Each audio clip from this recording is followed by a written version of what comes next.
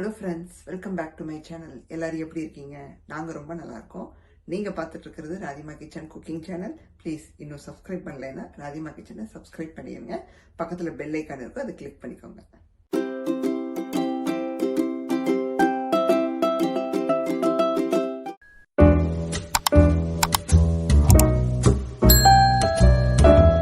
இன்னைக்கு நம்ம சேனல்ல என்ன ரெசிபி பார்க்க போறீங்கன்னா ஃபிஷ் குழம்பு தாங்க பார்க்க போறீங்க.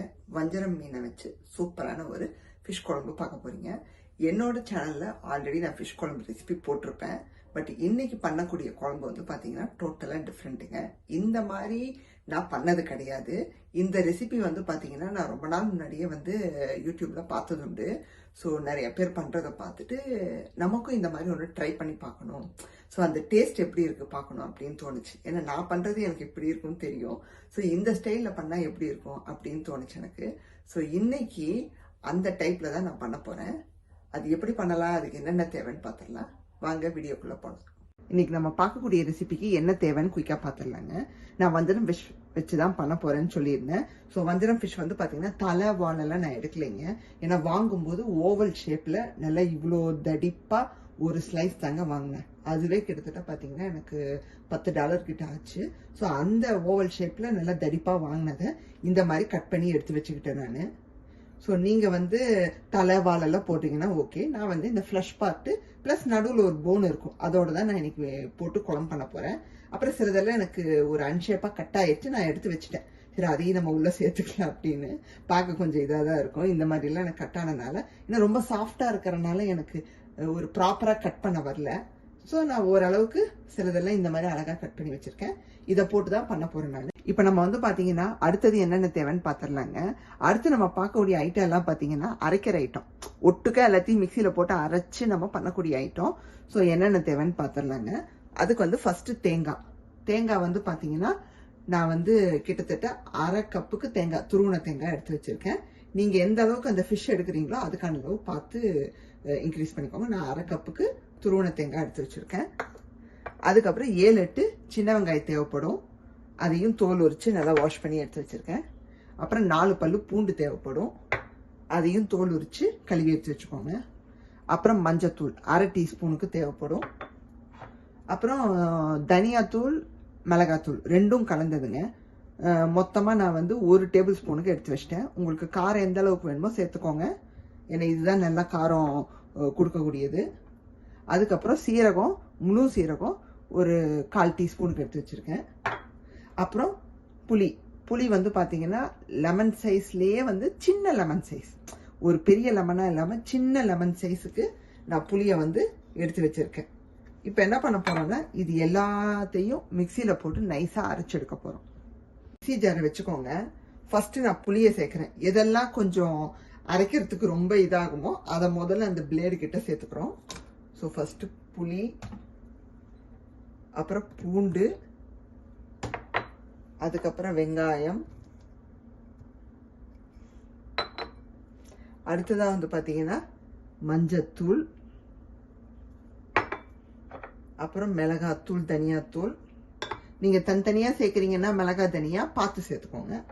அப்புறம் முழு சீரகம், ஃபைனலா தேங்காய். நான் ஏன் ஃபர்ஸ்ட் அதெல்லாம் சேர்த்தேன்னா நல்லா வந்து நம்ம மிக்சியில வந்து சுத்தும் போது நல்லா அறுபடும்.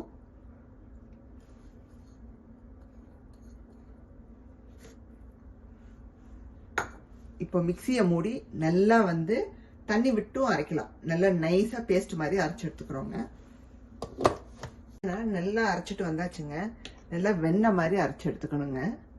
தண்ணி எவ்வளவு வேணாலும் விட்டுக்கலாம், ஒன்றும் பிரச்சனை இல்லை. பாத்திரத்தில் சமைக்க போறீங்களோ அதுல மாத்திருங்க.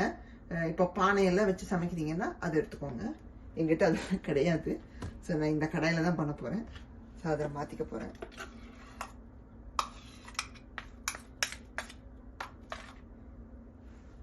பாத்தீங்கன்னா மிக்சியை அலம்பி அந்த தண்ணியும் சேர்த்து நல்லா வந்து கலந்து விட்டாச்சு. இப்போ அடுப்புல வச்சிடலாங்க. இத இப்போ பாத்தீங்கன்னா அடுப்புல வச்சாச்சு. ஆன் பண்ணி விட்டுறலாங்க. மீடியம் ஃப்ளேம்லயே வச்சுக்கோங்க. இதுல கொஞ்சம் உப்பு சேர்த்துக்கலாங்க. உப்பு சேர்த்து நான் இன்னும் கொஞ்சமும் தண்ணி விட போறேன். ரொம்ப திக்கா இருக்கு. நம்ம ரெசிபிக்கு எந்த அளவுக்கு உப்பு தேவையோ பார்த்து சேர்த்துக்கலாம். கொஞ்சம் தண்ணி சேர்த்துக்கிறேங்க. ஸோ உங்களுக்கு எந்த அளவுக்கு திக்னஸ் வந்து தேவையோ பார்த்து சேர்த்துக்கோங்க. வச்சிடலாங்க. நல்லா நம்ம கொதிச்சு வரட்டும். வந்ததுக்கு அப்புறம் மீனை உள்ள சேர்த்துடலாம். அதுக்கப்புறமா நம்ம தாளிப்பை குட்டி இறக்கிடலாங்க. க்ளோஸ் பண்ணி ஒரு 5-10 நிமிஷம் ஆச்சுங்க. இப்ப திறந்து கலந்து விட்டுறலாம். நம்ம பச்சையா அரைச்சனாலதான் நல்லா கொதிக்க வச்சுட்டு இருக்கோம். அந்த வாசம் போனதுமே நம்ம மீன் ஆட் பண்ணிடலாங்க. உள்ள ஆட் பண்ணிடலாங்க. நல்லா 2-3 வாட்டி நான் நல்லா கலந்து விட்டுட்டேன். கொதி நல்லா வந்துருச்சு. இப்போ மீனை ஆட் பண்ணி நம்ம தாளிப்பை கொட்டிடலாங்க. ஸோ மீனுக்கு ஒரு 4 மினிட்ஸ் எடுத்துக்கும் வேகிறதுக்கு. டக்குன்னு வெந்துடும்.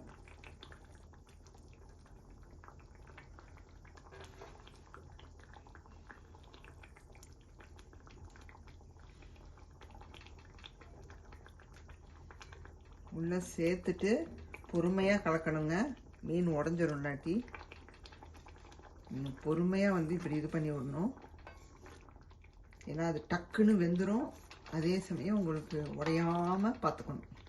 இப்படி சைடில் எடுத்து விடணும். அதுதான் முக்கியம்.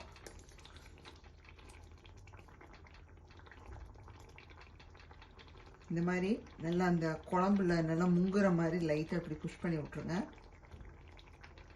புஷ் பண்ணி விட்டுட்டு நான் ஸ்லோவில் தான் வச்சுருக்கேன். அப்படியே இருக்கட்டும். மூடி வச்சிடலாம். தாளிப்பை ரெடி பண்ணிக்கலாங்க. ஒரு கரண்டி வச்சுருக்கேன், தாளிப்பு கரண்டி. எண்ணெய் சேர்த்துக்கலாம். நான் நல்லெண்ணெய் சேர்க்குறேன். நல்லா சூடாக இருக்கும். கடுகு உளுத்தம் பருப்பு சேர்த்துக்கலாங்க. கொஞ்சமாக கடுகு, கொஞ்சமாக உளுத்தம் பருப்பு, கொஞ்சமாக வெந்தயம் சேர்த்துக்கிறோம். ஜஸ்ட் ஒரு 4 வெந்தயம். நல்லா வெடிக்கட்டுங்க கடுகுலாம். நமக்கு வந்து பார்த்தீங்கன்னா கடுகு உளுத்தம் பருப்பு எல்லாம் நல்லா பொரிஞ்சுக்கிட்டு இருக்கு. இப்போ கருவேப்பிலை சேர்த்துக்கலாங்க. அப்புறம் ஒரே ஒரு காஞ்ச மிளகா. திறந்து நம்ம தாளிப்பை கொட்டிடலாங்க. ஸோ நான் இன் பிட்வீன் வந்து தாளிக்கும் போதே வந்து 2-3 வாட்டி கலந்து விட்டுட்டேன் மீனை போட்டதுக்கப்புறம். ஸோ ஆல்மோஸ்ட் ரெடிங்க. உங்களுக்கு மீன் வெந்துருச்சுன்னா அப்படியே அந்த குழம்புலேருந்து மேலே உங்களுக்கு அப்படியே எழுந்து நிற்கும். எப்படி சொல்கிறதுனா, நிறைய பேர் சொல்லுவாங்க மீன் வந்து அந்த குழம்புலேருந்து மேலே அப்படியே உங்களுக்கு மிதக்கும். அப்படி ஆனாலே உங்களுக்கு வெந்துருச்சுன்னு அர்த்தம். ஸோ இப்போ நம்ம தாளிப்பை கொட்டிடலாங்க. சூப்பரான நம்மளோட மீன் குழம்பு ரெடி ஆயிடுச்சுங்க. இந்த ரெசிபி வந்து நிறைய பேருக்கு தெரிஞ்சிருக்கலாம். பண்ணுறது உண்டு, நாங்கள் ரெகுலராக இப்படி தான் சாப்பிடுவோம் அப்படிங்கிறவங்களும் இருக்கலாம். அப்படி நானும் பண்ணது கிடையாது, புதுசாக இருக்கே அப்படின்னு நினச்சிங்கன்னா ட்ரை பண்ணி பாருங்கள். ஸோ எனக்கு இது புதுசு தான். ஸோ இன்றைக்கி நான் ரைஸோட இதை ஊற்றி சாப்பிட போகிறேன். எப்படி இருக்குன்னு. மீன் குழம்பு இதில் வந்து பார்த்தீங்கன்னா காய்கறி சேர்த்தும் பண்ணலாங்க. முருங்கைக்காய், மாங்காய் இதெல்லாம் சேர்த்து கூட பண்ணலாம். நான் அதெல்லாம் ஆட் பண்ணாமல் தான் பண்ணியிருக்கேன். ஏன்னா நான் எப்போ மீன் குழம்பு வச்சாலும் பிளெயினாக தான் பண்ணுவேன். நான் என்னோட டைப்பில் வச்சாலும் சரி, இன்னைக்கு பண்ண விதத்தில் பண்ணாலும் சரி, நான் வந்து பிளெயினாக தான் வச்சுருக்கேன். உங்களுக்கு வேணும்னா முருங்கைக்காய் சேர்த்துக்கலாம், மாங்காய் சேர்த்துக்கலாம், வேறு சில காயெல்லாம் சேர்த்து கூட நீங்கள் பண்ணுங்கள். இன்னும் சூப்பராக இருக்கும். ஸோ இந்த ரெசிபி வந்து இப்போ எனக்கு பண்ண விதத்தில் பார்த்தீங்கன்னா ரொம்ப நல்லா பிடிச்சிருக்கு. ஸோ ரொம்ப டிஃப்ரெண்ட்டாகவும் இருக்குது. ஸோ நீங்களும் இந்த மாதிரி பண்ணதில்லைன்னா ட்ரை பண்ணி பாருங்கள். இன்னைக்கான ரெசிபி பார்த்துருப்பீங்க. சூப்பரான வஞ்சரம் மீன் குழம்பு. இந்த மாதிரி ஒரு விதத்தில் நான் பண்ணதில்லை அப்படின்னா கண்டிப்பாக ட்ரை பண்ணி பாருங்கள். இப்போ கூட நான் அந்த என்ன சொல்றது, நம்ம வச்ச மீன் குழம்ப வந்து டேஸ்ட் பண்ணேன். டிஃப்ரெண்ட்டாக இருக்குது அண்ட் சூப்பராக இருக்குங்க. எனக்கு ரொம்ப பிடிச்சிருக்கு. ஸோ நீங்களும் இதை கண்டிப்பாக பண்ணி பாருங்கள். நான் வந்து இப்போது நல்ல சுட சுட சாதத்தில் இந்த மீன் குழம்பை விட்டு அப்பளம் இருந்தால் போதுங்க, வேறு எதுவுமே தேவையில்லை. தொட்டு சாப்பிட்டோம்னா அருமையாக இருக்கும். ஸோ நீங்களும் பண்ணி பார்த்துட்டு கண்டிப்பாக கமெண்ட்ஸ் போடுங்க.